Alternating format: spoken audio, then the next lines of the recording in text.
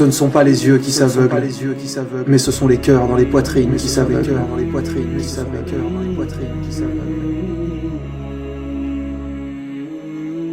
L'être humain vit grâce à son âme, raisonne par son esprit et voit par son cœur.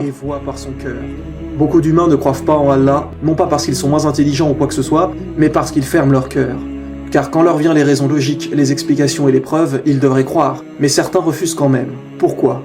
Parce que justement, ils ont fermé leur cœur. Ce qui veut dire que peu importe les preuves que l'on donnera, ils n'y croiront pas. Un peu comme si vous souhaiteriez passer à travers une porte. Du moment que celle-ci sera fermée, vous ne pourrez pas passer. Vous pourrez toujours tenter de vous convaincre pendant 1000 ans que vous pourrez y arriver, du moment que celle-ci sera fermée, vous ne pourrez pas passer à travers. Il faudra forcément ouvrir cette porte pour avancer. Eh bien c'est pareil pour le cœur. Si vous le fermez et restez convaincu que Dieu n'existe pas, vous ne pourrez jamais avancer, vous n'y croirez jamais, malgré les preuves. Nous sommes là pour expliquer l'islam véritable, et non les mensonges que l'on peut entendre à de nombreux endroits. L'islam, c'est la paix, l'amour, la croyance. L'islam, c'est la religion de Dieu et de tous les prophètes. Tout ce que nous disons ici est vérifiable. Il n'en tient qu'à vous-même de vérifier dans un Coran, dans une Bible, dans les textes scientifiques, etc. Rien n'est inventé, nous ne faisons que transmettre la vérité. À vous d'utiliser votre logique et votre sens de discernement et d'ouvrir votre cœur. Il ne faut pas rester fermé sur ses propres idées quand on n'a pas de connaissances. Apprenez et une fois que vous aurez appris, jugez. C'est un peu comme si vous achetiez un film et avant de l'avoir vu, vous le critiquez.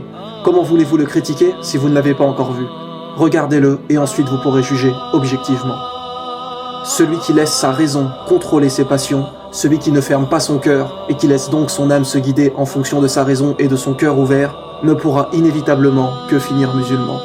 Car c'est notre cœur qui voit, seulement il ne peut bien voir les choses que s'il est ouvert. Et vous ne verrez pas la réalité si vous êtes fermé et têtu.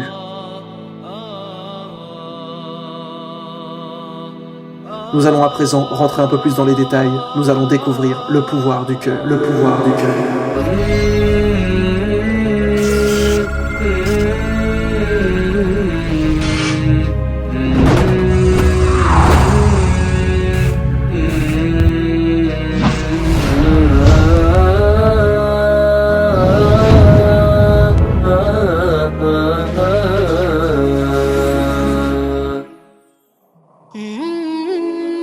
Les gens qui ferment leur cœur à l'islam se servent des fausses rumeurs pour se convaincre eux-mêmes que l'islam est une religion qui prône le mal.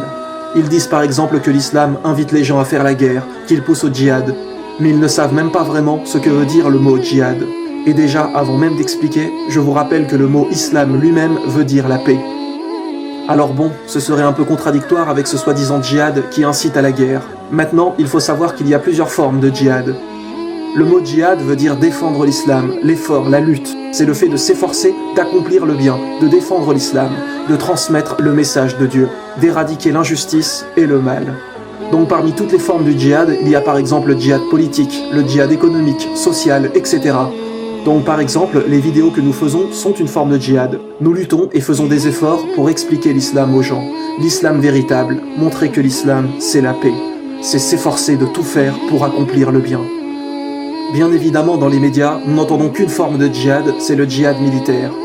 Mais qu'est-ce que le djihad militaire ? En réalité, comme il est dit dans l'épisode 1 de la saison 2, nous savons tous très bien que l'islam interdit formellement de tuer ou d'inciter à la guerre. L'islam enseigne une éthique bien particulière en cas de guerre. La guerre est permise en islam uniquement lorsque l'on se fait attaquer ou que des gens subissent une agression injuste de la part d'autrui. Et même si c'était le cas, la guerre est autorisée si et seulement si tous les autres moyens pacifiques, comme le dialogue, les négociations et les traités, échouent. La guerre est le tout dernier recours et doit être évitée le plus possible. On ne convertit pas les gens par la force de la guerre. Son but fondamental est la défense des personnes, des biens, de la terre, de l'honneur et de la liberté, aussi bien pour soi-même que pour les autres peuples qui souffrent de l'injustice et de l'oppression. Et d'ailleurs, écoutez à présent lors d'une guerre les ordres du prophète Mohammed sallallahu alayhi wa sallam. Il a dit « Ne tuez pas de femmes, ne tuez pas d'enfants, ne tuez pas de personnes âgées, ne tuez pas d'animaux, ne coupez pas d'arbres, ne polluez pas l'eau, ne brûlez pas leurs maisons, ne les attaquez pas la nuit. » Lorsqu'on a demandé pourquoi, il a répondu que c'était pour ne pas réveiller les femmes et les enfants. Il a dit « Vous verrez des gens vénérer Dieu à leur façon, alors laissez-les tranquilles. » C'est d'ailleurs là la liberté de religion. Et écoutez mes frères et sœurs, le prophète a bien terminé par « Et combattez uniquement ceux qui vous combattent ». Comme nous vous le répétons sans cesse, il est autorisé de combattre uniquement lorsque l'on se fait attaquer. Donc si quelqu'un vient nous combattre, il est autorisé de se défendre. Autrement, c'est bien évidemment interdit. Et en plus des commandements du prophète, voici la preuve dans le Coran. Il est dit, chapitre 2, verset 190, « Combattez dans le sentier d'Allah ceux qui vous combattent, et ne transgressez pas. Certes, Allah n'aime pas les transgresseurs. » Allah dit bien « ceux qui vous combattent ». À chaque fois que vous verrez un verset dans le Coran qui parle de guerre ou quelque chose qui vous paraît mal, c'est toujours en rapport à des cas particuliers, comme par exemple lorsque le prophète a été trahi suite au traité de paix qu'il avait fait, et que les musulmans se sont fait attaquer. Alors là, Allah a autorisé de se battre pour se défendre. Mais n'écoutez pas ceux qui choisissent exprès un verset en le sortant du contexte. Allah interdit bien évidemment de faire le moindre mal sur terre,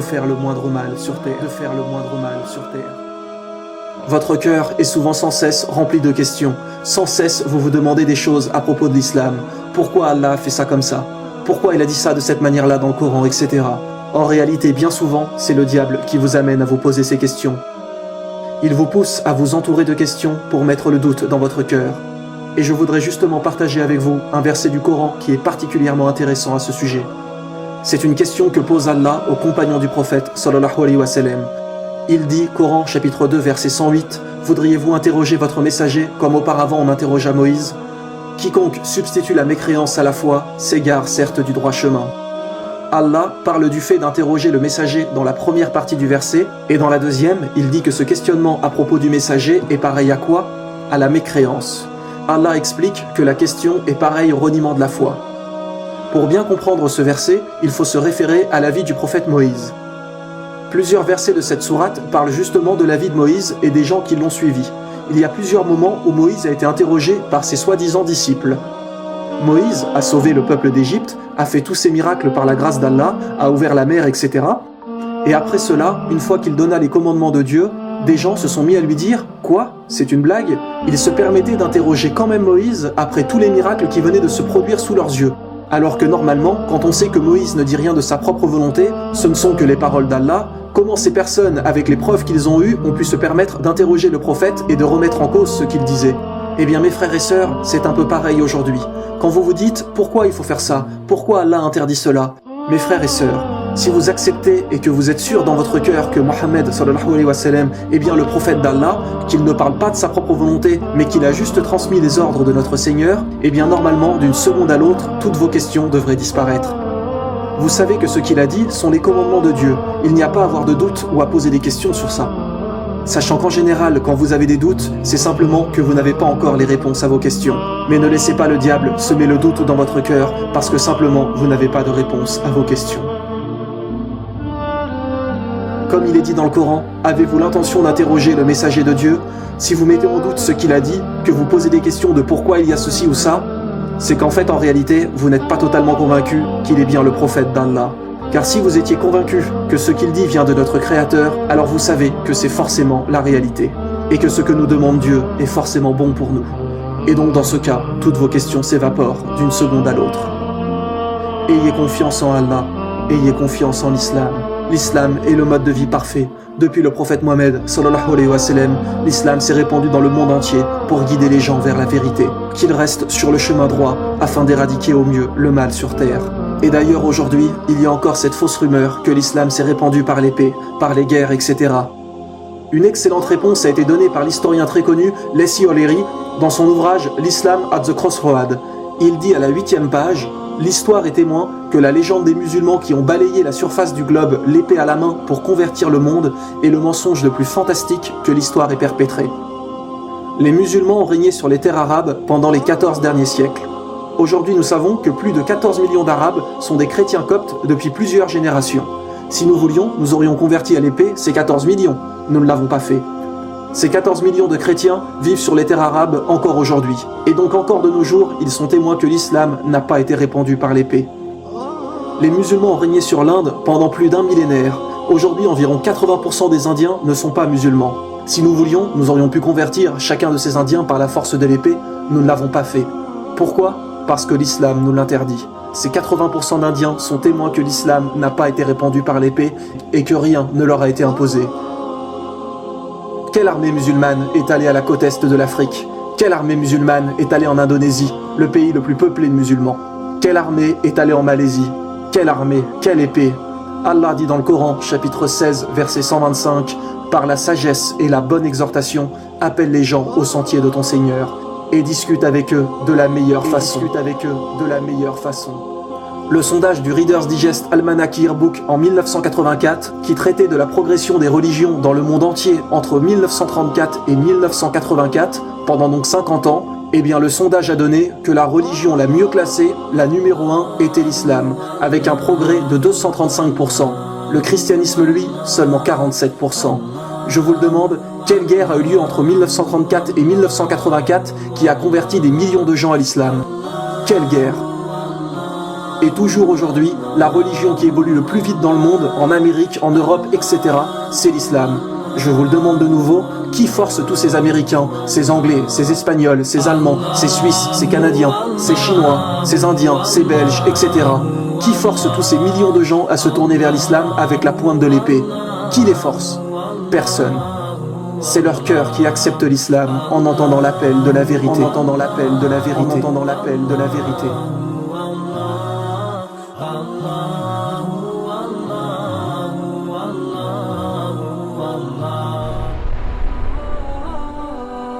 Avant le 11 septembre, l'attaque la plus utilisée par les médias contre l'islam était que cette religion limitait les droits des femmes. Mais savez-vous que chez les non-musulmans qui se convertissent, y compris en Europe ou en Amérique, 2 sur 3 sont des femmes. Si l'islam rabaisse les femmes, alors pourquoi toutes ces femmes se convertissent-elles à l'islam? Pourquoi? Les médias prétendent que l'islam maltraite les femmes. Pourquoi acceptent-elles donc alors l'islam? Parce que l'islam en vérité protège et élève les femmes. Connaissez-vous Yvonne Ridley? Elle avait été envoyée en Afghanistan pour espionner les talibans. Et elle a été arrêtée là-bas pendant 7 jours. En revenant, elle a été tellement impressionnée qu'elle achète le Coran, le lit et se convertit à l'islam. On lui demande comment vous ont traité les talibans. Elle répond comme une invitée. Le degré de respect qu'ils ont eu à son égard lui a fait changer son cœur. Et aujourd'hui, elle porte le voile et vit à Londres. Une journaliste envoyée pour écrire contre les musulmans et qui accepte l'islam.